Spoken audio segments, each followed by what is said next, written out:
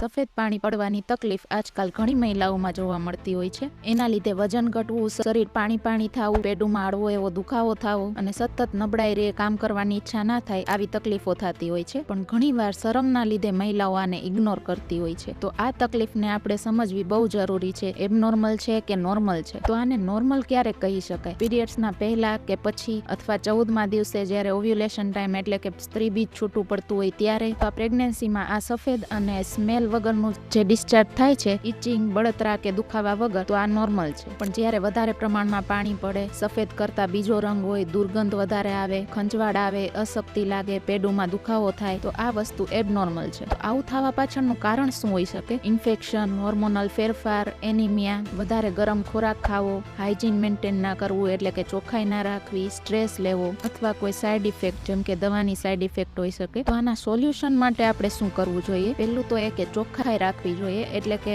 ગમે ત્યારે urine pass કરીએ અથવા શારીરિક સંબંધ રાખ્યા પછી એ ભાગને સ્વચ્છ પાણીથી ધોવાનો છે અને વાઇપ કરવાનો છે। બીજું છે કે ટાઈટ એવા જે કપડાં છે એ નથી પહેરવાના અને કોટનની પેન્ટી યુઝ કરવાની છે અને કોઈ પણ જાતના વજાઇનલ વોશનો ઉપયોગ નથી કરવાનો। અને છોકરીઓએ વધારે મીઠું કે મસાલેદાર બહારની વસ્તુઓ ખાવી ના જોઈએ અને ભરપૂર માત્રામાં પાણી પીવાનું છે। આ બધા ફેરફાર કર્યા પછી પણ જો તકલીફ રહેતી હોય તો યોગ્ય ડોક્ટરની સલાહ લેવી ખૂબ જ જરૂરી છે। આના માટે હોમિયોપેથીમાં ઘણી સારી દવાઓ છે જેનાથી તમને આ તકલીફમાં કાયમી છુટકારો મળી શકે।